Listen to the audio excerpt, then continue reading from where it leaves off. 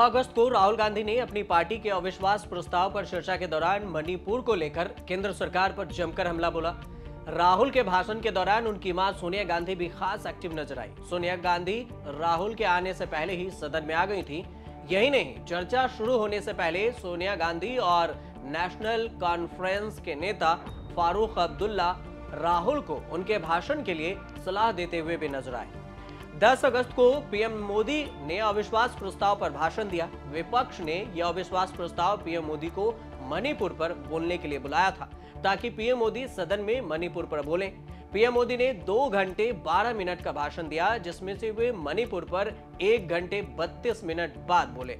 प्रधानमंत्री मोदी ने कहा कि मैं सभी देशवासियों को आश्वस्त करना चाहता हूं कि जो कोशिशें चल रही हैं, निकट भविष्य में शांति का सूरज जरूर उगेगा। मणिपुर पर फिर से नए आत्मविश्वास के साथ आगे बढ़ेगा। 1 घंटे तक जब प्रधानमंत्री नरेंद्र मोदी ने मणिपुर पर कुछ नहीं कहा तो विपक्ष ने सदन से वॉकआउट करने का फैसला किया, लेकिन इस पूरे फैसले का नायक बने राहुल गांधी। राहुल गांधी के एक इशारे पर पूरा सदन वॉकआउट कर दिया।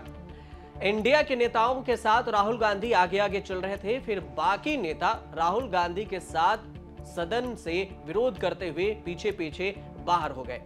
राहुल गांधी जब सदन से बाहर हुए तो उन्होंने मीडिया के पूछे जाने पर, मीडिया ने जब सवाल किया कि आपने वॉकआउट क्यों किया, तो उन्होंने सिर्फ एक लाइन में उत्तर दिया और कहा कि ऐसा लग रहा है कि भारत माता हमारे देश में एक असंसदनीय शब्द है। Apparently, Bharat Mata is an unparliamentary word in India nowadays.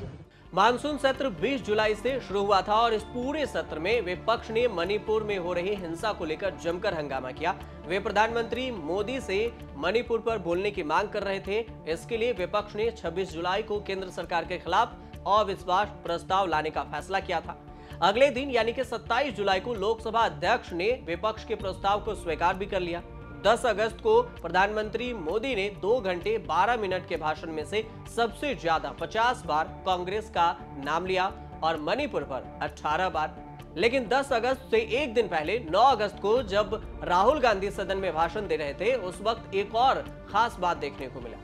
Sonia Gandhi और राहुल गांधी का इशारों में सपोर्ट करते हुए भी एक दूसरे को नजर आए। विपक्षी बेंच पर सबसे आगे बैठी सोनिया गांधी ने राहुल के भाषण के दौरान ए राजा, सुप्रिया सुले, कनिमोझी और अधीर रंजन चौधरी से सलाह मशविरा करते हुए भी नजर आई।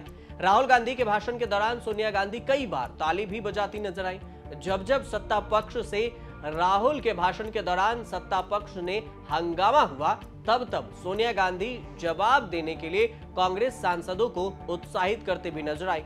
सोनिया गांधी राहुल गांधी के भाषण पर कभी मेज पर हाथ थपथपाती दिखी तो कभी अधीर रंजन चौधरी और गौरव गोगोई के जरिए अपना संदेश राहुल तक पहुंचाती नजर आई।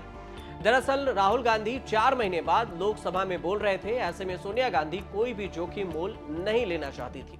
राहुल गांधी मोदी सरने मामले में 137 दिन बाद सदन में बोल रहे थे। संसद की सदस्यता से अयोग्य हो जाने के कारण राहुल गांधी पिछले करीब 4 महीने से संसद से दूर थे, लेकिन सुप्रीम कोर्ट के उनके 2 साल की सजा पर रोक लगाने के बाद उनकी सदस्यता बहाल हो गई। राहुल गांधी ने अपने भाषण में पीएम मोदी से बीजेपी पर जमकर हमला बोला। पीएम मोदी और बीजेपी पर हमला बोला, लेकिन विपक्ष ने अविश्वास प्रस्ताव लाया था। तो 10 अगस्त को प्रधानमंत्री मोदी के जवाब के बाद लोकसभा स्पीकर ओम बिरला ने अविश्वास प्रस्ताव पर सदस्यों की राय भी ली।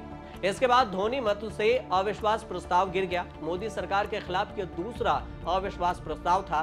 पहला 20 जुलाई 2018 को तेलुगु देशम पार्टी ने लाया था और 12 घंटे चर्चा के बाद मोदी सरकार को 325 वोट मिले थे, विपक्ष को 126 वोट मिले थे।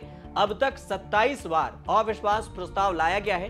पहला अविश्वास प्रस्ताव 1963 में चीन युद्ध के बाद तत्कालीन प्रधानमंत्री नेहरू, पंडित जवाहरलाल नेहरू सरकार के खिलाफ लाया गया था।